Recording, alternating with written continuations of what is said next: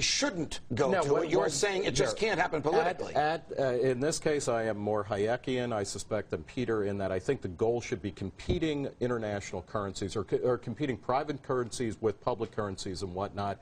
We move slightly towards that in a global economic system where it is harder now for central banks around the world to manipulate their currency any which way they want, which means they still have a lot of latitude, but not as much as they did even 20 years ago. We need to educate people because we're not going to get a gold standard without an outcry. We're not going to get. Why are central banks buying gold then? If what you're saying is true, why are more central banks buying gold if it's not a monetary metal? What are they doing with it? If outrage isn't going to restrain government spending, then how are we going to get a gold standard? I mean, well, central banks have been buying gold. But what I'm saying is that it's going to be a democratic process. What we need to do is the reason we want a gold standard is basically that we want to restrain government spending and just government flouting every rule in economics and government. Right, and even morale. We also want a gold standard because gold is money. We need money. All right, what is the government, the Central Bank of India, doing with the gold that it bought in the past 2 weeks, which is probably enough to fill Yankee Stadium if you had it in gold bars? What are they doing with it? For what purpose do they want it? Yeah, I have no idea. I mean, they want to maintain a certain, level of their currency and whatnot. But well, because it's money. Yeah, no. But what I'm saying is, like, I mean, what are the steps that need to happen for the U.S. to go back on a gold standard? And then if the U.S. goes back on a gold standard, who will follow exactly? I'm not saying this is a bad idea. What I'm saying, I think it is not going to happen. What we can do in the breach of that is we can still exercise some kind of fiscal, some kind of political discipline. Well, remember, the thing is, the reason that foreign central banks have reserves is so their currency is backed by something. But the problem is the reserves are backed by nothing. Right. So now they're going back towards gold as reserves instead of paper. But the reason that all these foreign central banks had all these dollar reserves in the first place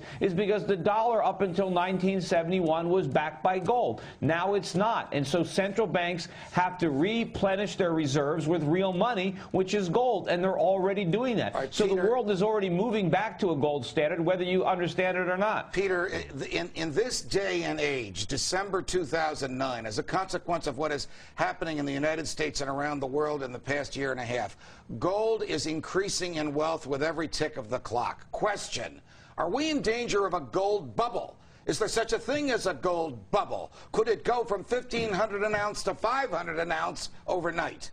Well, look, we're nowhere near a gold bubble. I mean, there can certainly be a bubble in any asset class, but gold has none of the characteristics yet that would define a bubble. You know, I don't see that anywhere. If you look at the price of silver, it hasn't even made a new high yet. If there was a bubble, silver would be outperforming gold. Gold stocks are lagging. They would be leading if this was a speculative thing going on. Very few Americans own gold. It's not like the NASDAQ was or real estate where average Americans are buying gold and gold coins. That's not happening yet. That might happen at some point in the future. It hasn't happened yet. Gold's rise thus far simply reflects the loss of value of the U.S. dollar and other currencies, and the fact that current monetary and fiscal policy is going to drive the dollar's value down as far as the eye can see. All right. Now, we talk about education. We talk about the American public learning what's going on as a consequence of Ben Bernanke's confirmation hearings. Right.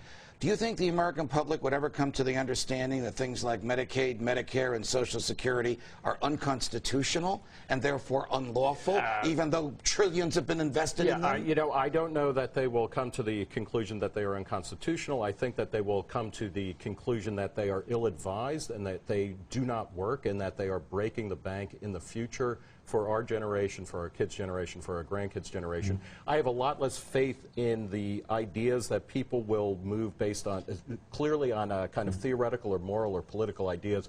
It's more pragmatics. And I think we are very quickly approaching that moment. Peter, I want to talk about Connecticut for a minute. Is there any difference between the Republican Party and the Democratic Party, and why are you seeking the nomination of the Republican Party? Well, there's obviously a difference if I'm in the Republican Party, and if the Republicans nominate me, it's going to be a big difference. If they nominate you.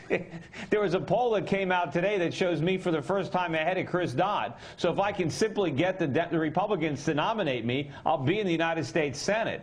And that'll be a big change for the Republican Party, because I will help to change that leadership more in the direction of a traditional Republican, where government is small in every sense of the word and the Constitution reigns supreme. So hopefully the Connecticut voters will see the opportunity. You know, Chris Dodd is so unpopular right now that the Republicans can nominate a real Republican. We don't have to nominate a Democrat in Republican clothing to try to be the lesser of the two evils and try to sneak in a Republican, a Democrat disguised as a Republican or a rhino. They can nominate me, and I can actually beat Chris Dodd. Peter Schiff, thanks for joining us on Freedom Watch.